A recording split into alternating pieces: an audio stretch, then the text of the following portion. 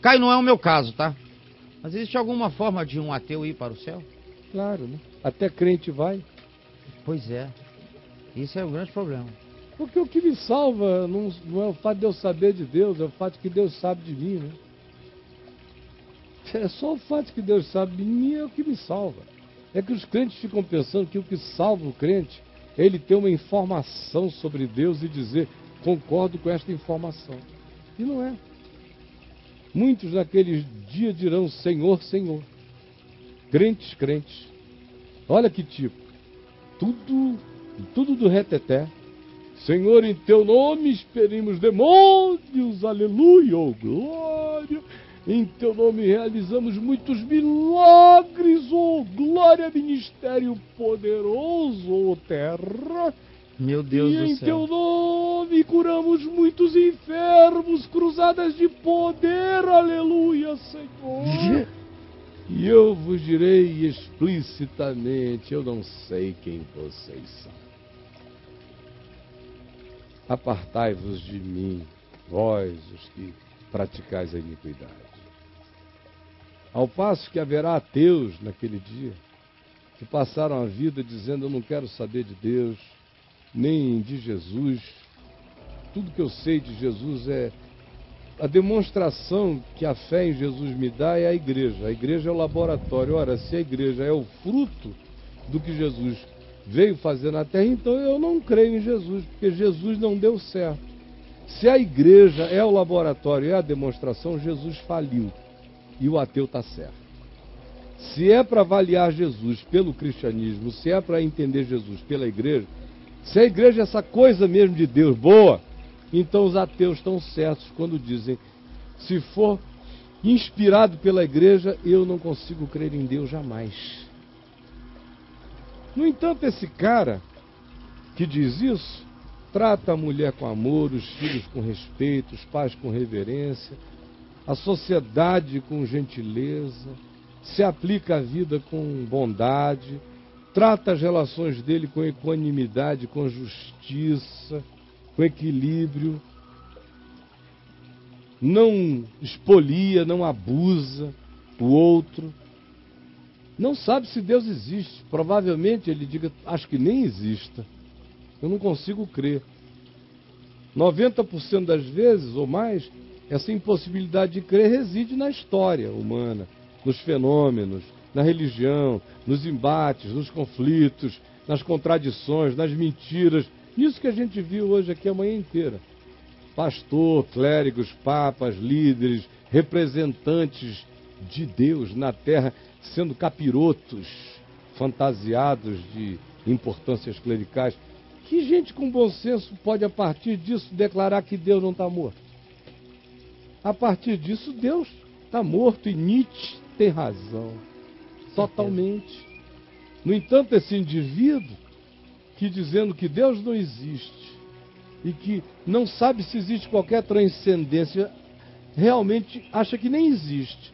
Mas mesmo sem transcendência, sem céu, sem Deus, ele ajuda o pobre e o necessitado, ele se condói do aflito, ele se solidariza com quem tem menos, ele olha menos para o umbigo dele do que os crentes, olha mais para o próximo do que os crentes, e vai chegar naquele dia, sem religião, sem convicção, sem nada disso, mas praticando o que Jesus disse que eram os dogmas do reino de Deus. Os dogmas do reino de Deus são válidos para Deus, mesmo que aquele que os pratique não creia conceitualmente que Deus existe. Deus é tão Deus que o cara não precisa dizer que Deus exista. Para Deus, a alegria dele está em que o cara, dizendo que ele exista ou não, acredite que o próximo exista e o trate o próximo com o amor de Deus, com graça. Então, naquele dia, esses que hoje estão dizendo por razões diversas que não creem em Deus, nenhuma delas tem a ver com Deus, todas elas têm a ver com os pressupostos filosóficos e religiosos de Deus, em relação aos quais eu também não creio em Deus. Eu creio em Deus por um outro caminho, mas não por esse. O cristianismo nunca me faria crer em Deus. Eu creio em Deus porque eu encontrei Jesus. Outra história. Então, naquele dia, muitos, Jesus disse, me ouvirão dizer, vinde benditos do meu Pai. Olha só o susto que Jesus diz, que será para os caras. Vinde benditos do meu Pai, porque eu tive fome e me deste de comer, tive sede e me deste de beber, estive nu e me vestiste, preso e foste ver-me, preso e enfermo e visitaste-me. E eles vão dizer, quando, Senhor, que nós te vimos assim? Nós nunca te vimos. Pra ser franco, a gente nem pensava em ti como uma categoria motivadora para o bem. Nada, nunca foi por causa de ti que a gente fez. A gente fez por causa deles mesmo, da miséria, da carência. Nós não suportamos e fizemos. E Jesus disse, pois é. Vocês não fizeram para mim, mas fizeram a mim. Tem muita gente fazendo coisas para mim, eu não estou precisando de nada. Mas não fazem a mim, onde eu posso receber amor, que é no próximo. Por isso entrem, porque vocês são conhecidos do meu Pai. Embora vocês tenham feito isso tudo achando que estavam fazendo sem Deus o que faziam, sem religião, sem Cristo, sem nada. Mas estavam no altar certo, fazendo a adoração prática do amor que cura. Por isso, entrem benditos do meu Pai. Naquele dia, muitos virão, do Oriente, do Ocidente, do Norte e do Sul, sem nenhuma religião ou pedigree ou informação, e tomarão lugar à mesa, no reino de Deus, com gente que foi pai, mãe, conscientes da fé. Esses que sabiam e esses muitos que não sabiam, mas que foram sabidos por Deus, porque praticaram o amor na vida, encontrar-se-ão no banquete final. É isso que a religião não suporta, é por isso que eu sou herege, é por isso tudo. Embora eu diga que o inferno existe, ele está especialmente cada vez mais lotado de gente que diz que crê em Deus, acerca de quem a Bíblia diz, crês tu que Deus é um só? Fazes bem, até o diabo crê e teme. Portanto, o pai, o gerente ou o atormentado mor do inferno crê em Deus. E é diabo. Tem um monte de ateu traumatizado que não crê em Deus. E é filho de Deus. E é só um ser traumatizado. O diabo crê em Deus e continua diabo. Tem gente que não crê no Deus conceitual, mas vive como cristão.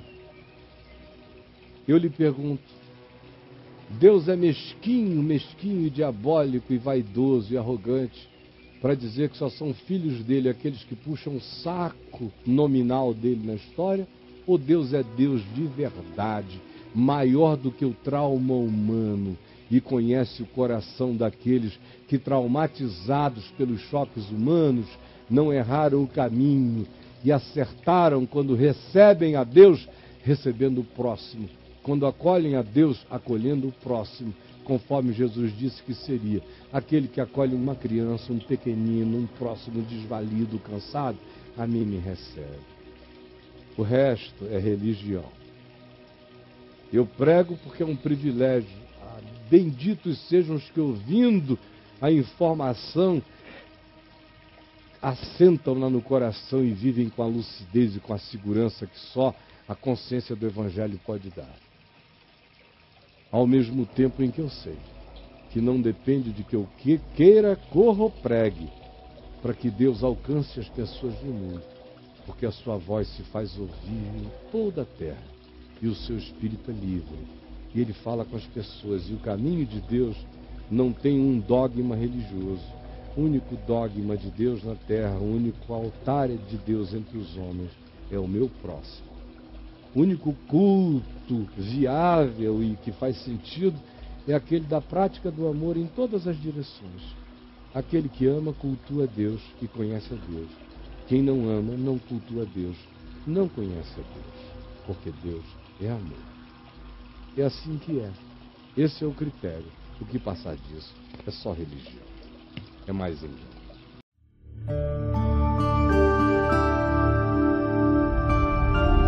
Vem me ver TV. O canal é você.